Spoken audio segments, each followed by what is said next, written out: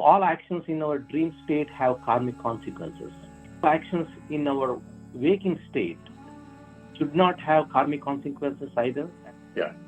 See, dream state actions, what we do, except one consequence, they don't have any other kind of consequence. The consequence is, see, whatever happens in your mind, see, dream state is your subtle state of existence. Therein, whatever feelings come intensely, they leave behind their imprint in the mind. That is, one more impression is added to your chitta or the subconscious mind. So therefore, the other actions you do, definitely they don't have any repercussions in the gross world, in the Jagrata Avastha. They don't have any effect at all. That's about the dream state. And coming to the Jagrata Avastha, anything and everything you do will have an effect in the Jagrata Avastha. In the gross world, definitely it is going to have the effect. So that is my answer. Any other question there?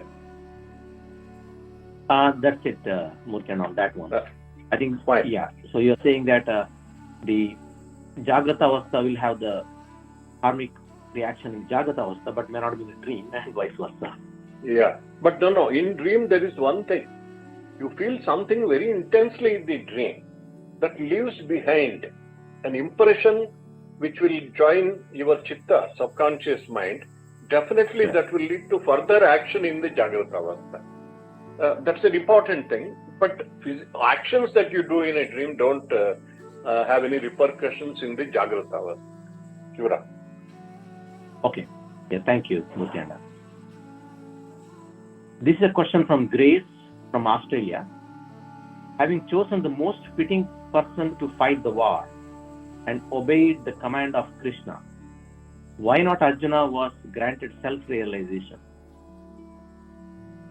The point is, self-realization is not granted unless you ask for it.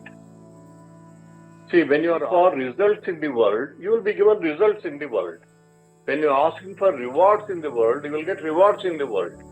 You will get salvation, self-realization only if you ask for it. See, this is what the Mundaka Upanishad says. Nayam Atma pravachanena labhya na medeya na bahuna shrutena. What does it mean? You cannot get self-realization by listening to lectures, by giving lectures, by a very brilliant intellect. You can't get self-realization. How do you get? Yame vesha runute tena labhya tasyesa atma vivrunute tanmuswam. God reveals himself. Atma reveals itself to that person who chooses Atma, who chooses God to the exclusion of everything else in the world. See, that is what it is. See, Arjuna's desire was to fight the battle and, win the battle. And also, more importantly, if Arjuna had not fought the battle, suppose he had run away, it was not just failure of Arjuna. It would have been the failure of Krishna himself, because he was born for that event. Dharma stapana by destruction. Paritranaya sadhunam vinayashaya cha dushkruta. For the destruction of the wicked. And the platform was the Kurukshetra battlefield. So if Arjuna had failed, Krishna also would have failed in his mission. So therefore, Bhagavad Gita was taught in a very intense moment. That's what we have to understand. It was not a question of success and failure only for Arjuna, even for Krishna. Very intense. See what happens here. There is something, which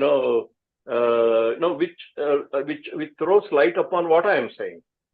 See, after about 10 years after the battle, Dharmaraja is happily seated on the throne. All of us know he ruled for 36 years after the battle. And one day, Bhima goes to Arjuna and asks him, Arjuna, I came to know that Krishna taught you something called Bhagavad Gita on the battlefield. Can you tell me what it is? Arjuna, tried to scratch his head and he had forgotten. See, why Arjuna did not get self-realization is, this is the reason. He had forgotten what Krishna had taught him on the battlefield. And then, Arjuna, but Bhima insisted, no, Arjuna, you have to tell me. Arjuna said, okay, I will go to Krishna and again ask him to teach me Bhagavad Gita and I will come back and tell you.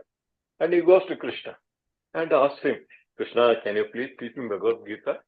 And Krishna gets angry. What happened to you? He says, I have forgotten. And there, Krishna gets so angry and calls him by names. One is Durmeda. You have misused your intellect. Secondly, Brashta Chetataha. You are just, your mind is useless. You are not able to retain anything which is told to you. Such wonderful things were told and you saw wonderful things you have forgotten. And then Arjuna, please, being a friend, he asks him, he says, now I am not inspired to teach you Bhagavad Gita. Because you are in such a difficult situation at that point of time. I was moved by compassion for you. At the same time, I also thought about my mission. If you fail, I am going to fail. In that intense moment, I taught you Bhagavad Gita, not now. See, you are very happy. You are having a cup of coffee. I am also having a cup of coffee. This is not the time when I can teach you Bhagavad Gita. But still, out of compassion, Krishna taught him again. And it is called Anugita. And in fact, it is longer than Bhagavad Gita, Anugita, whatever it is. The point is that moment, got Pashupatastra from Lord Ishvara himself and equipped himself, and his intention was to annihilate the enemies. And his original intention, his intense intention was not self-realization. That's why he did not get. Suppose he had asked, say, unfortunately, none of the Pandavas ever asked Krishna when they were living on the material plane for self-realization. Can you imagine this? Even Dharmaraja never asked Krishna. Krishna, grant me moksha, he never asked. None of them asked. So you are not given self-realization when you don't ask for it, exclusively giving up everything else. So that's it. Shivram. Yeah, thank you, Murthy. In line with the same question, there is a question from Marisa from Argentina. Yes. Question is, I wonder if you would be kind enough to explain to us the difference between liberation and realization. There is no difference between liberation and realization. See, what happens there actually? What happens there is the disappearance of the individual identity. I forget that I am Shivram. And I realize from the I consciousness, if I remove minus Shivram, I am God. That's it. Tata vidwan namarupat vimuktaha paratparam purusham upayiti divyam says the Upanishad. What does it mean? Any person who gets rid of his name and form consciousness from his I consciousness, he will experience liberation. He will realize God. There is no difference between liberation and realization. They are one and the same. What does it mean? You don't feel I am Shivram. I don't feel I am Narasimha Murthy. I am divine. I am everywhere. I am everything. Sarvam Kalvidam Brahma. That is what Sadguru Madhusudan says. Aham Brahma, Sarvam Brahma. Everything is God. I am also God. See, that is the state of liberation. That is the state of self-realization, God realization, whatever you call it, self-knowledge, all the Atma Sakshatkara, Daiva Sakshatkara, everything Mukti, Moksha, Nirvana, and in Kannada, they call Bayalu, everything is same. Shunya, everything is same. Sure. Yeah, thank you, Murthy. Next question is from Beverly Harlan from California. The question is, to me, the entire world is now reenacting the situation on the battlefield at Kurukshetra. No one has the option to sit on the sidelines and watch this battle. As Sai Baba devotees, what should our actions and speech look and sound like? Please let me repeat the question. Yeah. See, what we need to do. So this is what yesterday I was telling one of my young friends. So generally, because I lived with Sathya Sai Baba for nearly 40 years and more, younger people, especially even others also, whenever they get an opportunity, sir, please tell us your experiences. I'm these days not prone to talking about experiences because that is not what Baba wanted us to do. What Baba wanted us to do was what Sadguru Madhusudan Sai is doing today.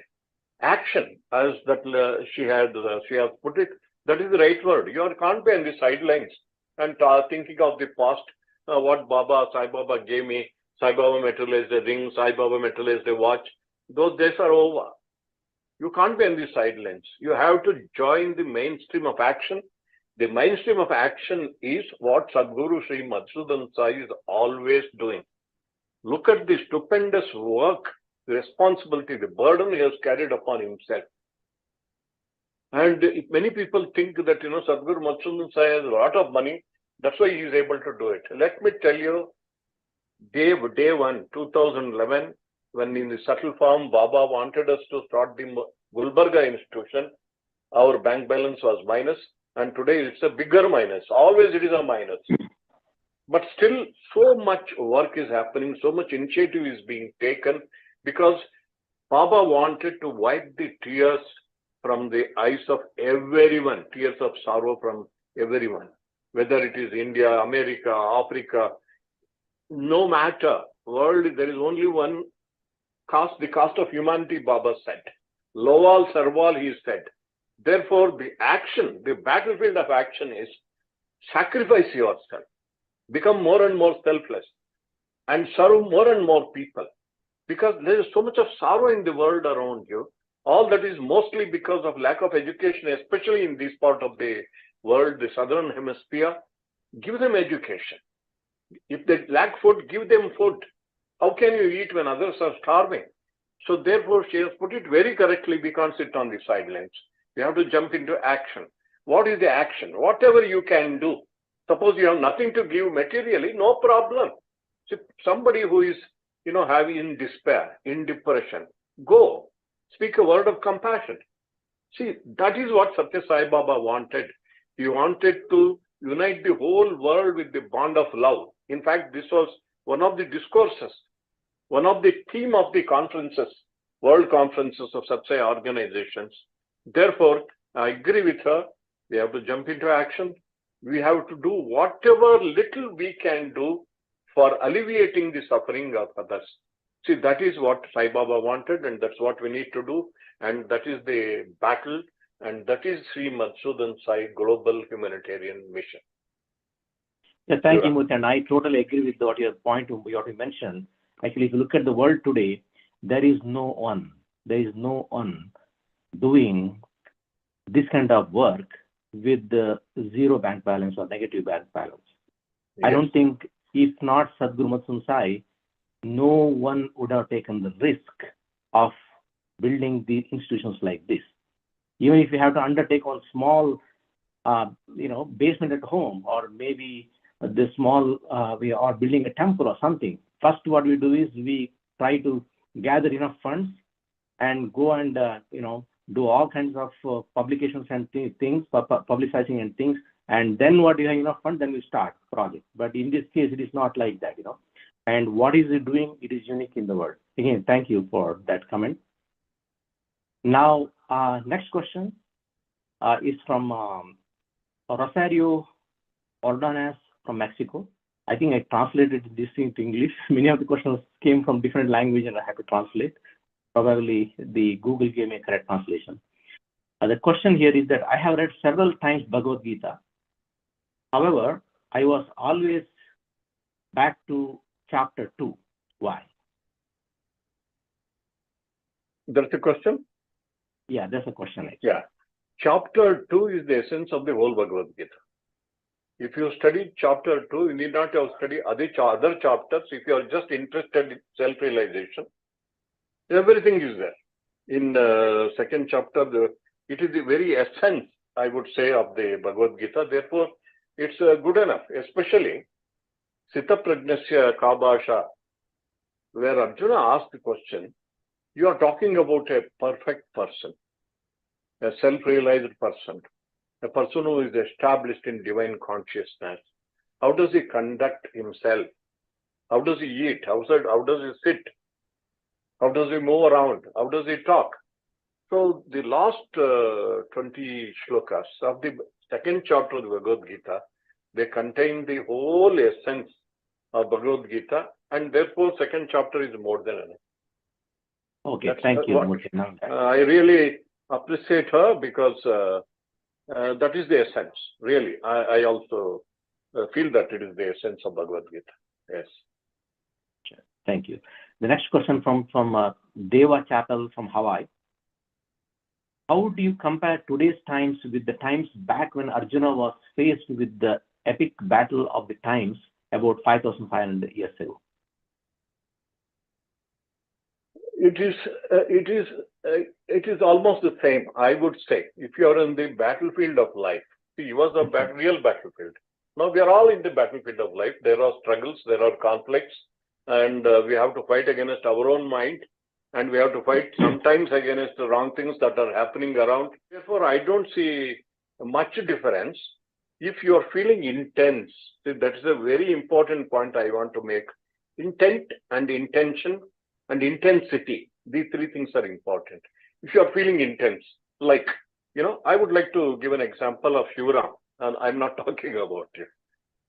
See, you are inspired by an idea that we are educating uneducated families, girls from uneducated families, poorest of the poor families who cannot be educated. Otherwise, they go without education. Their life is a failure. Their life is full of misery and sorrow. And we wanted to build an educational campus nearby Muddenahalli for those girls. You were moved by it, and you felt the intensity. Intensely you felt, we have to do something. You mobilized so many people, and a new campus is coming up. Therefore, if you feel intense about anything in your life, it is same as the same situation of Arjuna and Krishna. And Krishna is always there with you. He is inside you. He is the inner charioteer. And he is going to guide you. And today he is both inside and outside.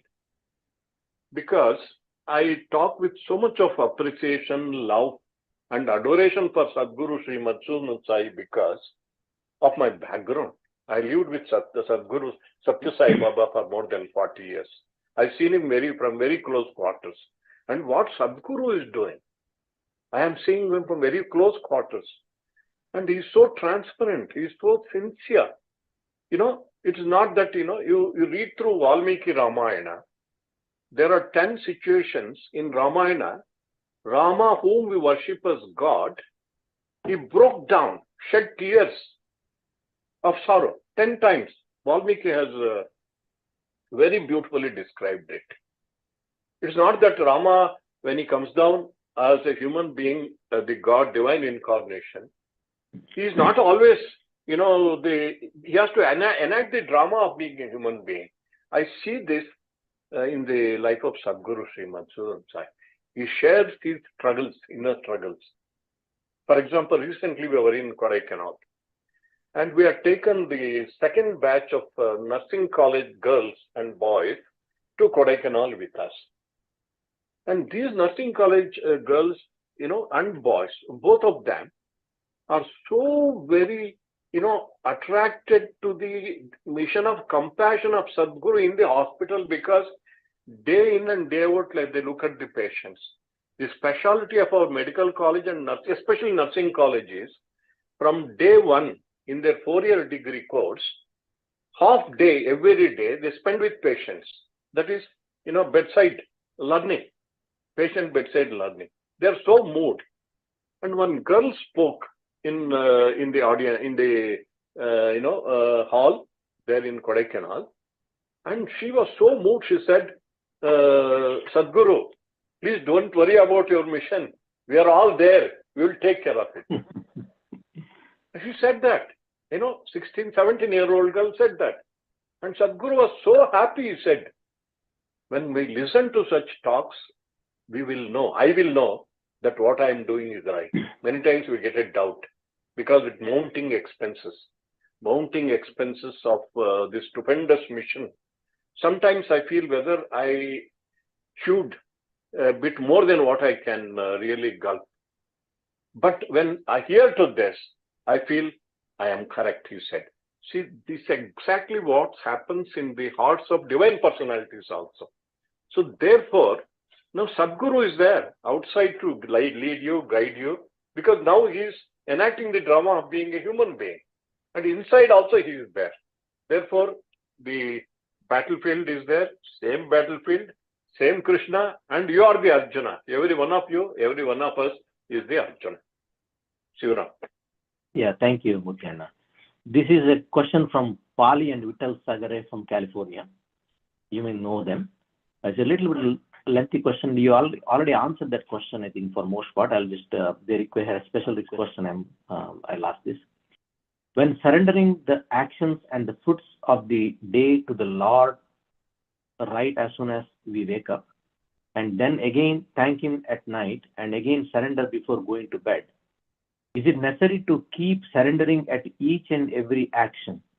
Because sometimes being busy doing the activity, the mind may not remember each moment. So how to overcome this problem? We learn and know now that we are not the doer, and we are only the instrument of the Lord, and He is the real doer. Is there a need to remind ourselves in every action? Is the question. So very good question. And once you are feeling that you are just an instrument, the question of offering does not arise, and it is effortless. The point is this: till you feel and experience that you are an instrument in the hands of God, there is effort on your part. And after that, whatever you do becomes effortless. Therefore, you have nothing to offer, no need to offer if you are experiencing it. But in the initial stages, yes. Beginning of your action, you have to think of God, offer it to Him. During the action, you may not remember Him. If it is an intellectual activity, you are not remembering Him. Therefore, at the end of that activity, you have to offer. This is a regular, consistent exercise which has to happen till you reach the final thing, that is nimitta matram bhavasavya sachin. Once you experience I am just an instrument, you have nothing to offer, and you are one with the divine, and you have achieved your goal. Shivaram. Yeah, thank you, Murthy. This question is from K. Naras Bhatt from California. Question is, awe or vismaya is new scientifically validated emotion. What does Bhagavad Gita say about vismaya?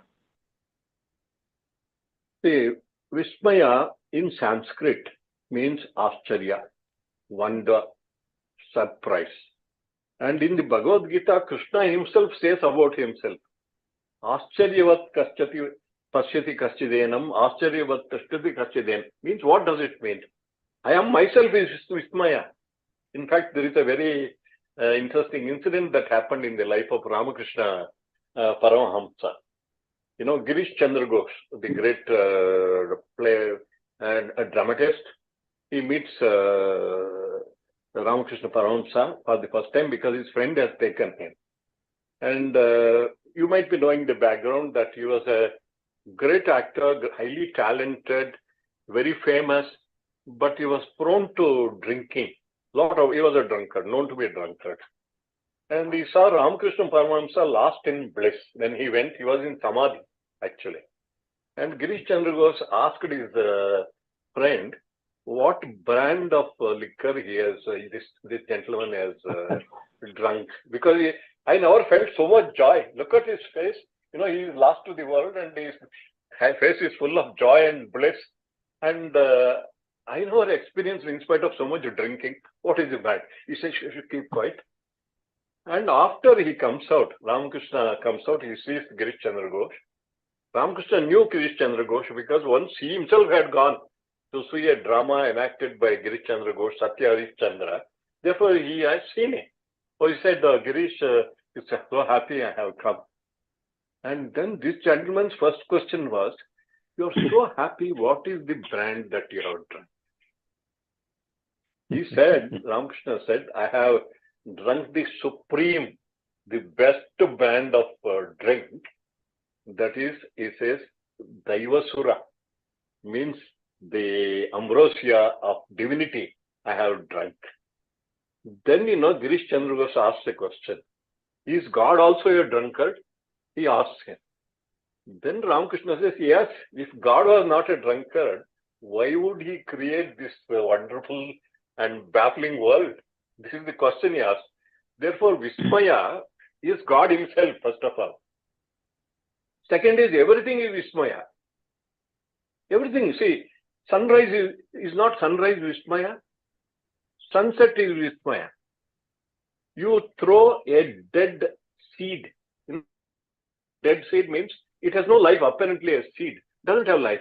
You put into ground, after a few days it comes up, sprouts. Is it not Vismaya? A bud appears on a plant and slowly it blossoms. Is it not Vismaya? Everything is Vismaya. According to it, is no question of saying whether it is scientifically not validated. Because everything, see, this is what Albert Einstein said. He said, there are two ways of looking at the miracle. Either everything is a miracle or nothing is a miracle. And we look at everything as a miracle. Therefore, everything is Vismaya. Shiram, I think I have answered that question. Yes, sure. Have I answered? Yes, absolutely. I think that his question is mainly either anything Bhagavad Gita says about Vismaya. No. Bhagavad Gita, Krishna says, I am myself Vismaya. Yeah, sure. Yeah, thank you, Murthy. There is one question from Pax, Tejal Pax. Question is, say that a businessman is going to raise the rent of his space to make more profit for his company.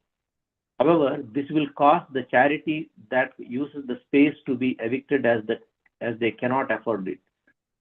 What would Krishna advise to do in a situation where one must do their job perfectly, but it may come at the cost of others? Krishna's advice is do every action with a detachment. Don't be attached. Suppose there is a hangman. The job of a hangman is to hang a person, definitely the life of a person. Suppose he enjoys, hanging somebody, that karma will come to him because he is attached to that. He does it as detachment. It is my duty. God has given me this duty. I just do it. The karma will not affect him. Therefore, act with a detachment. Anasakti Yoga. In fact, Bhagavad Gita is also called Anasakti Yoga. What it means, you work with a detachment. See, that is the way for everybody not to be affected by the actions we do. Sometimes they affect others, and affected others adversely also they may affect. But intentionally, we should not harm others. So that is the other part. Shivaram? Yeah, thank you, Murthy. We also have panelists. Panelists, if you'd like to ask the question, please go ahead. Oh, yes. Saram sir, it may be a stupid question, but Gita teaches us all about detachment. So Yes. what about sometimes people get so attached to their spiritual, I do that particular meditation, or I do that particular, that is also stupidity in our, in a way. So how do we progress from that? Yeah. I understand your question. See, in the beginning, to detach ourselves, we should attach something to something else. See, rather than thinking of a lot of wrong things, suppose every day morning you are able to sit for meditation, say 30 minutes, 60 minutes, whatever it is. For 60 minutes, you have kept yourself away from wrong thinking, trying to think of good things, trying to think of God. First, better you get attached to it. See, what does it mean? Satsangatva nisangatva. First, we should be attached to good people, good company, good books, whatever will take you towards God. So suppose you ask a question, what is bad, what is good? Very simple definition. Whatever takes you towards God is good. Whatever takes you away from God is bad. So therefore, to give up, things which take us away from God, better we get attached in the initial stages to things which take us towards God. And as you progress, you develop detachment, and even without doing meditation, you are happy because you are always in a state of meditation. Aurobindo said, all life is yoga. Once you reach that state, whatever you are doing, you are in communion with the divine. You know that you are not acting, it is God who is acting through you. Then, there is no question of detachment and attachment. Both the words lose meaning because you are always feeling one with God. But in the initial stages, it is required that you have to get into satsanga, whether a good book, good person, listening to good words, listening to good talks by anybody, Sai Baba, Sadguru, any other guru for that matter. But getting attached to that kind of good things in the initial stages is good. Later on, it is not required. I think I have answered your question. Thank you. Thank you. Yeah, I have one question also. Actually, we born with certain gunas. How to transcend these gunas? Sometimes in a sattvic, or we always want to transcend that gunas. Whatever we born with. How to do that in day-to-day life? See, that is the key to sadhana. Actually, that is the key mind. Manayeva manushyanam karanam bandha mokshayo. It is mind which is responsible for our liberation and also bondage. See, there are certain things in our mind. Good things also are there, bad things are also there. Generally, what happens, cannot stop doing good things also. Like we can't stop doing bad things also. Many times, suppose, I had one weakness.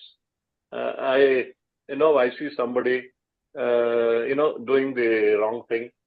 I'm slightly short-tempered in that, being warden, all my life, living with students. I, chastise him. After that, I feel very bad. In fact, many times I have sought forgiveness from those students. And people were taking advantage of this also. But I could not give up that also. How to transcend our instincts is the question. One and the only way is keeping the mind as long as possible in the divine state, a state of communion with God, in a meditation, contemplation, whatever it is. See, thereby what happens, why does mind go after wrong things? For sake of happiness. Once you show a source of happiness within yourself, which is so infinite and so very wonderful compared to ordinary pleasures of the world, then mind will stop going in that direction. Therefore, giving more and more experience to the mind of the divine is the way to get over our samskaras, our vasana, you call it, tendencies. They are there. That's how it is. That is the way. I think I have answered, Rajalakshmi. Yeah, thank you. Thank you. Right. This is a question from Dr. Narendra Nayak. How much we have to pay back because of past life action? Is there any concessions if we do good in this life and take Swami's name for the past life karma and action? The answer is very simple. In fact, I had asked, Narendra Nayak is my very good friend, doctor, dentist. I had asked this question to Sai Baba long back. Can we cancel our bad actions effects with doing more good actions? Baba straight away said no. And he gave an example. Suppose you are sowing seeds, say like wheat you are sowing. Along with wheat, some thorn seeds also get there, and you sow both of them, both will come up. There is no way, wheat seed will cancel a thorn seed. Bad actions, we have to pay for it. By doing good actions, you cannot get rid of the results of the bad actions. That is the answer. That is the answer. Okay. Sure. Thank you, Mr.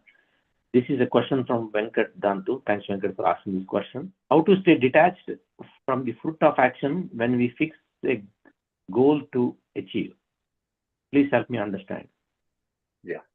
So that's what I was trying to explained in my introductory talk, the thing is, definitely we need a motivation for work. We have set a goal that I have to achieve, or somebody has set a target for me. I am working for it. How to detach from the fruit of action? That is the question. The answer is, replace the desire for that particular result which we are going to achieve, with desire for God's grace. Replace every desire for the reward of action with only one thing, that is divine grace. Why am I acting? Why am I doing this job? I am doing it to please God. Why am I, why are you working here? I want to earn a salary, look after my family. Why should you do it? To please God. So, to replace the desire for an immediate result with desire for God's grace, that is the way to get detached from the fruit of action and still retain the motivation. See, for example, Lord Krishna in the Bhagavad Gita says, Namaya parthasti kartavyam trishu lokeshu kinchana. Nana avaptam avaptavyam vartayevacha karmani. See, I have nothing called duty in this world or any other world. There is nothing that I have not attained. There is nothing that I have to attain. But still I keep working. Why do I keep working? Because to set an example for others. Yadyad acharati shreshtaha tatta devetaro janaha. And similarly, Sadguru has nothing to achieve, but he is all the time in tremendous activity, amidst tremendous activity. That's because it is not for himself. He is acting as an instrument of the divine. See, that is how it is. We should learn to act like that, which is possible. Slowly, with practice, it is possible. Sure. About the three popular school of thoughts, the Advaita, Dvaita, and Vishishtadvaita. There is always a debate among the so-called followers of these thoughts, whether Gita throws any light on these, or whether Gita is only specifying about Advaita, Dvaita, or Vishishtadvaita. See, basically, Bhagavad Gita is a text of synthesis. It synthesizes, harmonizes every shade of thought, every shade of philosophy. It never denigrates any philosophy, Dvaita, Advaita, or Vishishtadvaita. There is a kind of synthesis. See, synthesis you find in the answer which was given by Hanuman to Rama. Rama, towards the end, Rama is about to give up his body. Maybe a few months before that, he asked Hanuman, Hanuman is alone with him. He asked a question, Kahatvam, who are you? He asked him the question. Hanuman is not surprised. Suppose, tomorrow Sadguru asks me, who are you? I may be surprised. But Hanuman was not surprised. It is like Krishna asking Arjuna, who are you? And Hanuman understood the intention of the question, immediately gave this answer, which synthesizes the three schools of thought, Dvaita, Vishishtadvaita, and Advaita. All three are true. All three are true. When? Here is the answer. Hanuman says, Deha bhavena dasoham. Jiva bhavena todam shakaha. Atma bhavena tomevaham iti me nischalamatihi. The first sentence, Deha bhavena dasoham. I am your servant as long as I consider myself as the body. As long as I feel I am the body, I am your servant. See, that is Dvaita. You are there, I am there, we are separate. I will be always a servant. That is Dvaita. Second is Jiva bhavena todam shakaha. In a moment of contemplation, meditation, I experience the divine spark in my personality. I experience the Jiva Bhava. Then I am a part and parcel of you. See, that is Vishishtadvaita. And finally, he says, Atma Bhavena Tvamevaham. When I experience I am the Atma, without any names and forms, you and I are one. That is Advaita. See, there is a synthesis. There is a harmonization of all these three things. All three are true. When I am feeling I am the body, I am servant. When I feel I am the Jiva, I am a part and parcel of you. And when I experience the Nirakara Tattva, the Atma, Nama Rupa Rahita Tattva, Atma, then you and I are one. That is Advaita. See, this is the line of thought of Bhagavad Gita, actually. There is, all three are there. To give an example, Arjuna is separate, Krishna is separate, right? See, that is Dvaita. And when Arjuna rises to the Jiva level, which we find sometimes in the Bhagavad Gita, some shlokas, you find that. So wherein, he feels I am a part and parcel of you. That also is there. And finally, when he says, Titosmi gata sandehaha karishye vachanam tava, he says. This is the final, in the 18th chapter. And when Krishna tells him, I have told you whatever I have to tell you, now do what you want. Yatechasi tata kuru, he says.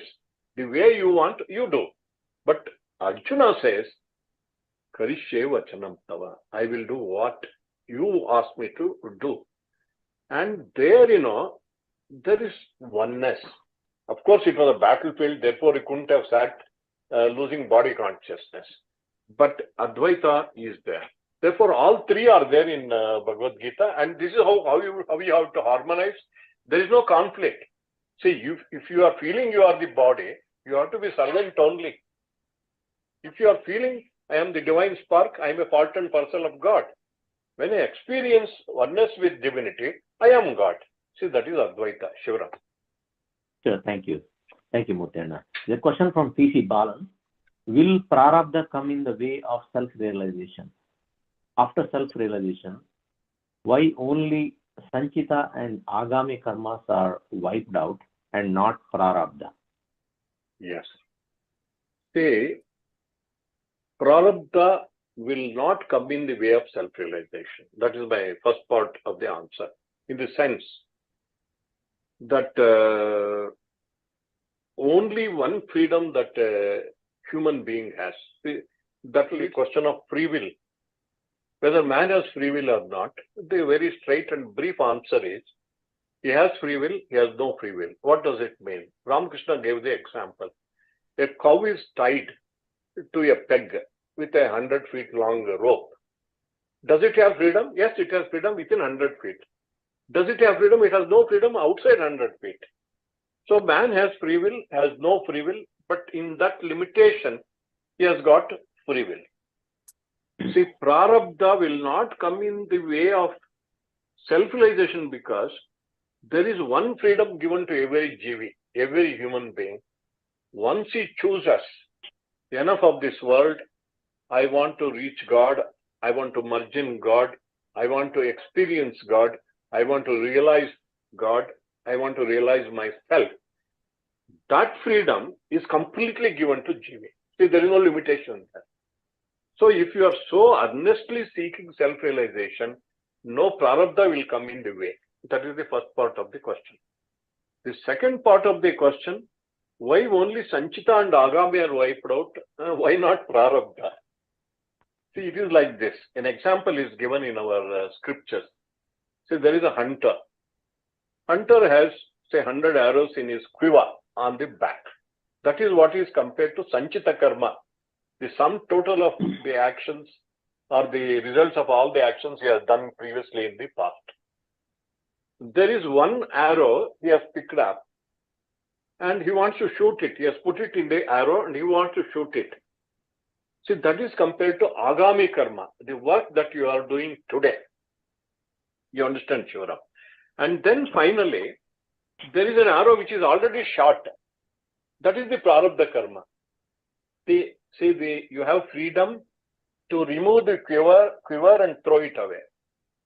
Maybe you want to shoot and finally last moment you decide I don't want to shoot, you throw the arrow away. That is, you can get rid of Sanchita, you can get rid of Agami karma, but already what you have shot is the prarabdha karma, you can't take it back. See, that is how things work. That is the law of the universe. That is the law of life. Sure. Sure. Thank you, Murthy. This is a question from Ross Martin. Swami's commentary says that the Atma is a reflection of the Supreme Brahman.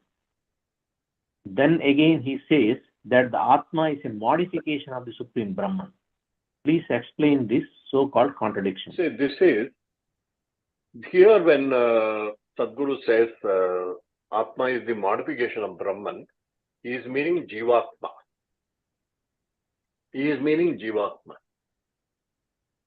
Otherwise, use word Atma.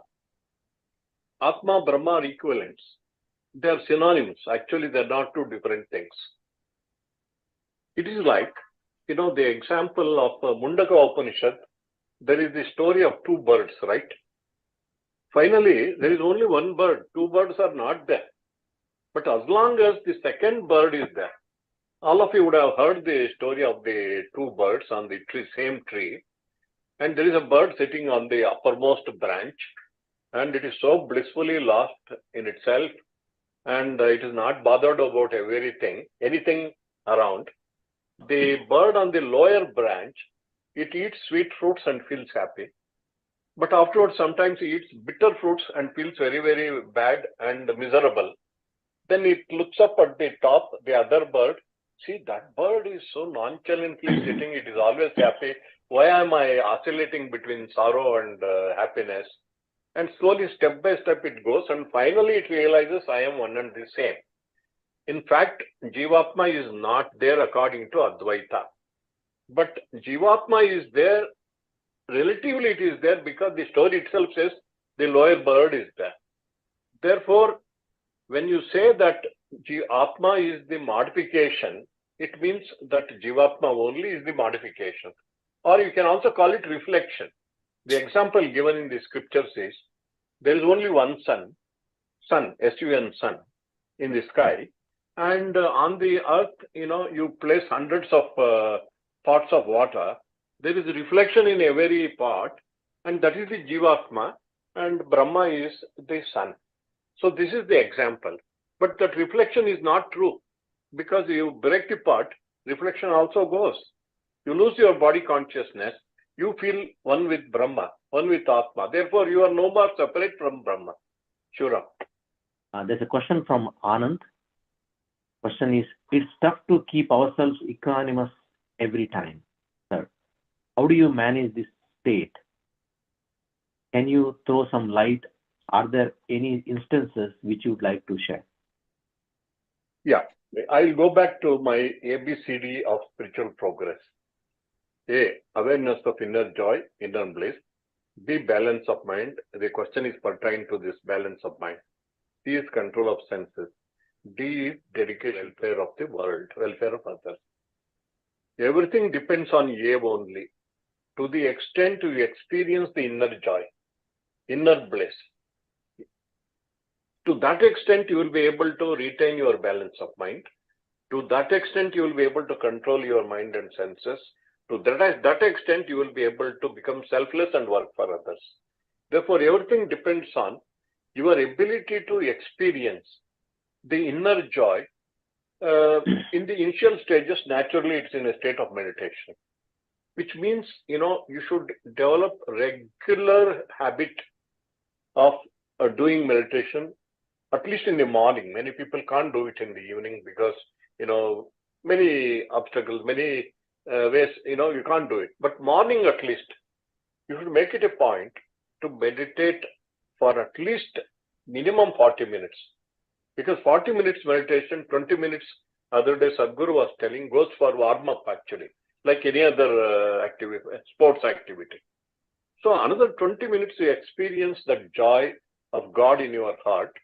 Every day you are able to experience it. The day you are able to experience it intensely, that day, balance of mind is very easy for you. Because you know that everything happens with the will of God. And all this is a game. Everything underneath, there is bliss and joy underneath our life. Anandamaya I Jagahrudaya says in Kannada, Kuempu says that the heart of this universe, whatever is happening, heart of life, is Anandamaya, is blissful. If you are able to experience it, balance of mind is possible, control of mind, control of senses is possible, and you will be able to become more and more selfless in your dealings with people around you. Shura.